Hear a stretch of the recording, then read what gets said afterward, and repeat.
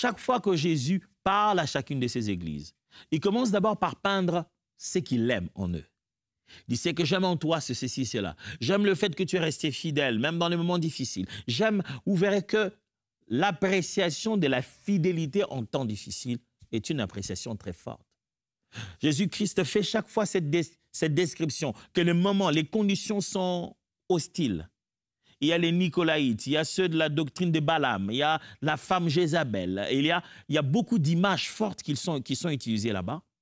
Mais ceux qui sont restés fidèles, ceux qui se sont attachés à Dieu malgré tout ce tableau bizarre, c'est ceux-là que Christ, à ceux-là que Christ promet une récompense forte. En fait, même quand une église en particulier serait tombée dans une chose ou une autre, il montre en fait l'exemple négatif. Et à travers l'exemple négatif, il est en train de montrer que sa volonté à lui, c'était que l'église reste fidèle dans un monde hostile.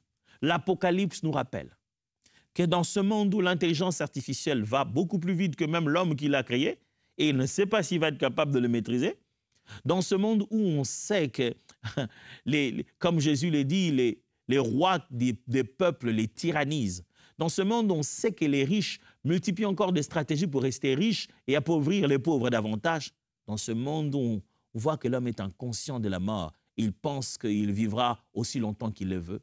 Dans ce monde où on est tous conscients que le mal ne fait que s'accroître et les choses deviennent de plus en plus bizarres, dans ce monde ici, hostile, Jésus attend de nous de rester fidèles à sa parole, fidèles à notre identité chrétienne. Quand tu lis l'Apocalypse, tu alimentes ton carburant de fidélité. Voilà.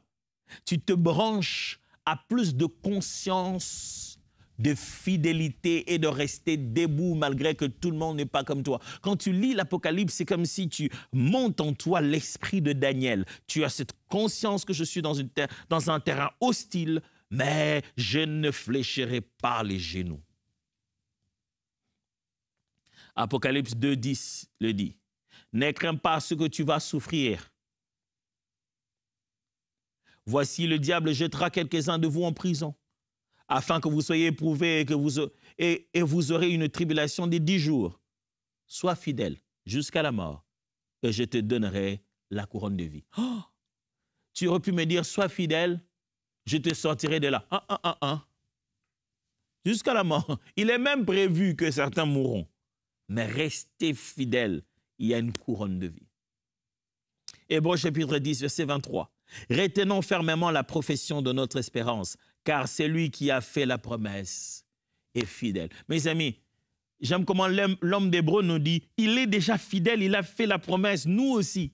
Maintenons notre fidélité, soyons fidèles comme lui, vivons une relation de fidélité à fidélité. C'est ça l'équilibre d'une relation profonde, c'est ça l'équilibre d'un mariage, c'est ça l'équilibre d'une relation qui dure, chacun fidèle de son côté à l'autre.